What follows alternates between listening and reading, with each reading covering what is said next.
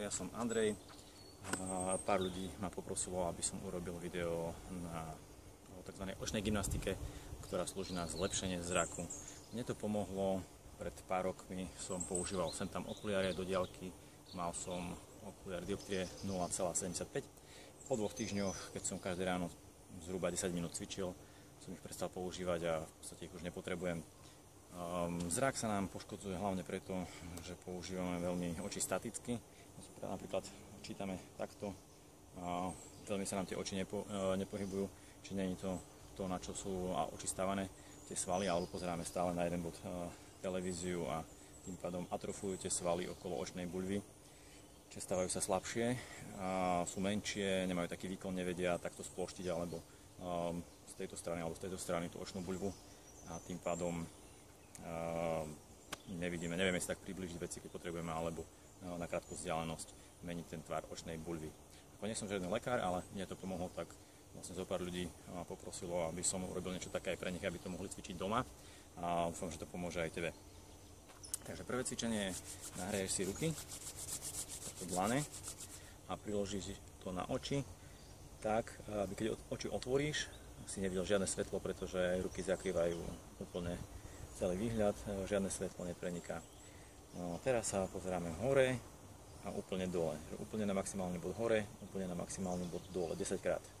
3, 4, 5, 6, 7, 8, 9, 10. Dobre, teraz požmurkaj a tvoje oči strácajú napätie, sú úplne voľné. Teraz sa pozeráme správa doľava. Myslí na to, že treba držať ruky tak, aby tam neprenikalo svetlo. Správa doľava.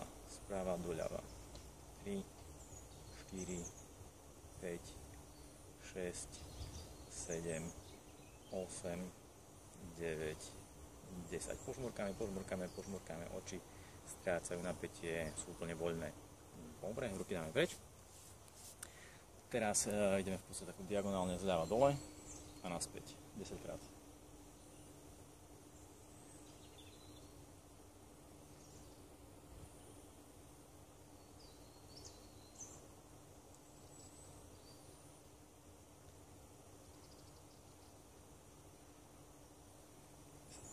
Požmurkáme.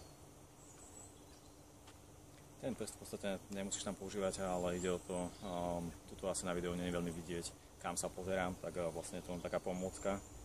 Prípadne, ak ti to pomáha sledovať ten prst, tak vlastne môžeš to používať. Potom neskôr môžeš vlastne hýbať takto už aj bez prsta. Môžeš to cvičiť, dajme tomu v autobuse, sa ráno nudíš, alebo kedykoľvek máš voľný čas. Ale po každom cvičení vždy treba oči požmurkať a myslieť na to, ako strácajú napätie. Teraz symetricky, správa dole. Ideme správa hora, doľava dole.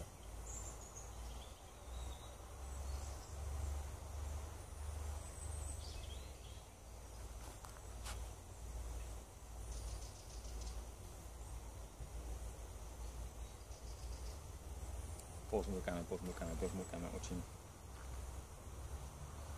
Oči strácajú napätie. Teraz urobíme taký štvorec, čiže začneme zľava, doprava, dole. Ideme do maximálnych pozícií.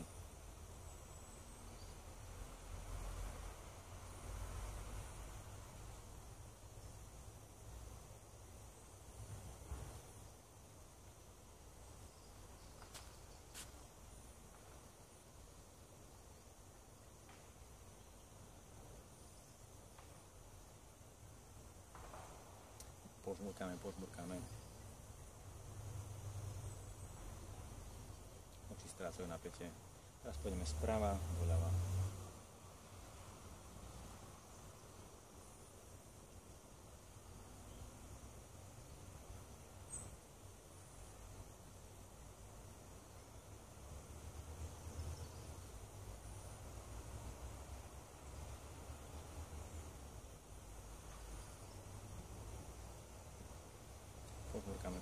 Požmurkáme. Odstránime preč komáre alebo muhaveť. Dobre, teraz budeme robiť presypacie hodiny.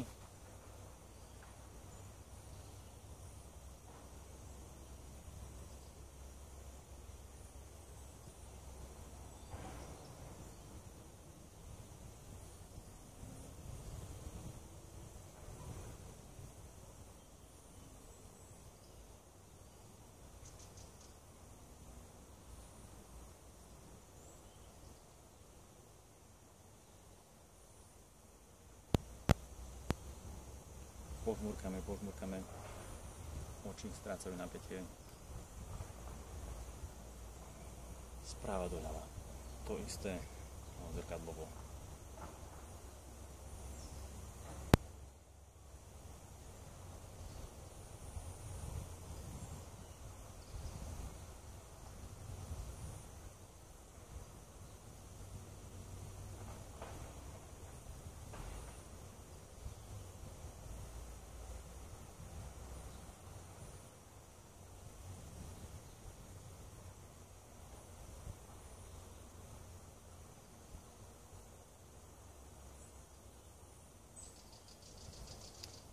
Som bolo 10 krát, že požmurkame. Oči strácajú napätie, sú úplne voľné. Teraz ideme vlastne robiť hodiny, čiže 12, 3, 9, 6, 9, 12, 3, 6, 9, 12, 3, 6, 9, 12, 3, 6, 9, znova 10 krát.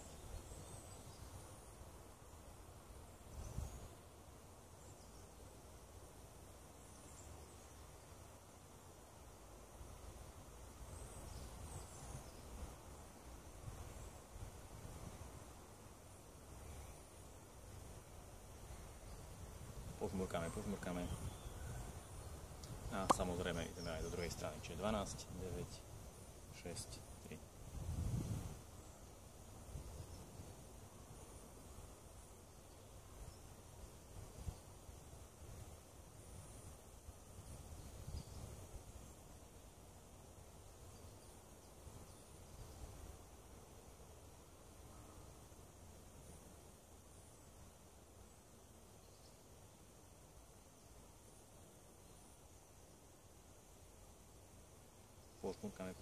Požmurkame.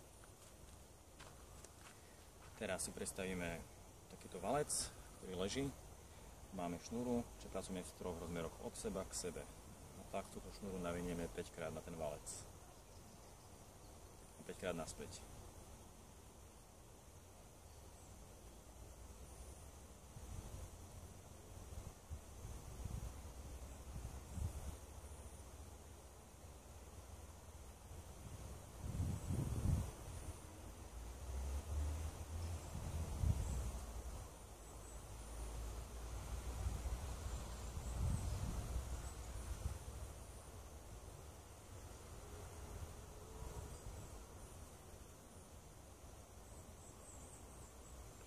Samozrejme snažím sa nepohybovať hlavou, hýbem iba očami, ale aj mne to niekedy ujde.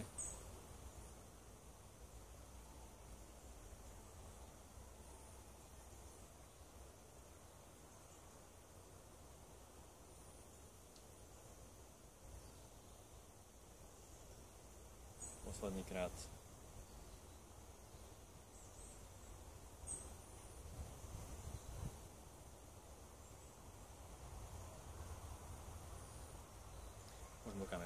Požmurkame.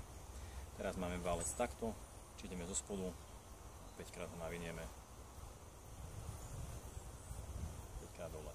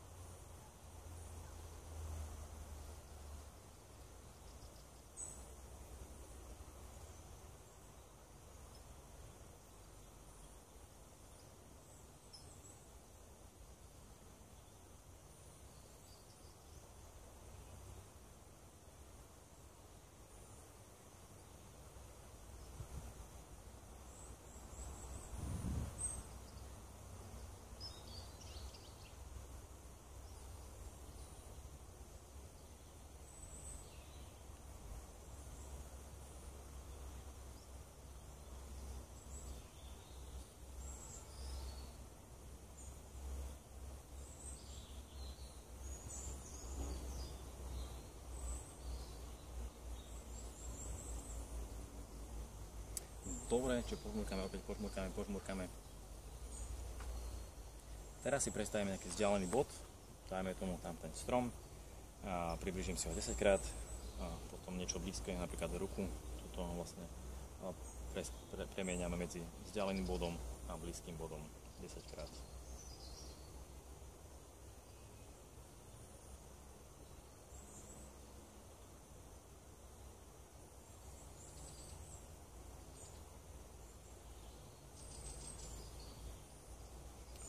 požmurkame.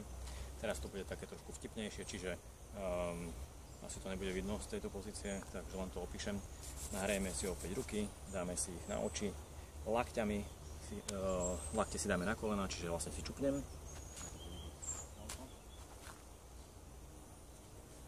Čiže takto si čupnem, aby sa mi lepšie tie oči prekrvili.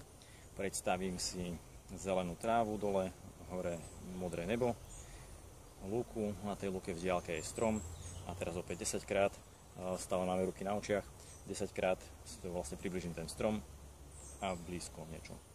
K stromu idem zrakom a prídem znova blízko a predstavujem si úplne každý detail na tom strome a potom znova idem do svojho miesta. Čiže takto ako mentálne pohybujem sa blízko k tomu stromu s tým zrakom, ako keď proste nejaký orol zaostrí a potom znova sa vrátim do blízky, na tej pozícii, kde som. Znova do diaľky, úplne vidím všetky detaily toho stromu a naspäť. Čiže vlastne to urobím opäť 10 krát. Požmurkáme a stále sme v tej pozícii tejto. Sme stále v tej pozícii a teraz rozprávame sa svojimi očami. Ďakujem, že mám takéto dobré oči, že mi dobre slúžia, že stále vidím a že mi oči budú ešte ďalej dobre slúžiť. Mám ich rád svoje oči. V podstate 80% informácií prijímame zrakom, takže je to veľmi dôležité. A s vďačnosťou začína vlastne všetko. Takže dúfam, že ti to pomôže. Musím ešte povedať, že nie som lekár, ale mne to pomohlo to viacerým ľuďom. Takže to v podstate nie je to žiadny zázrak, treba pravidelne cvičiť. Takisto tým, že sa lepšie prekrvia tie oči, že tam prichádza kyslík, a to vždycky určite nie je na škodu, pomáha to každej bunke, keď tam prichádza čistá krv okysličená, pomáha aj šport, čiže vlastne keď beháš, privádzaš viacej kyslíka aj do tých očí, budú zdravšie. Takže maj sa pekne.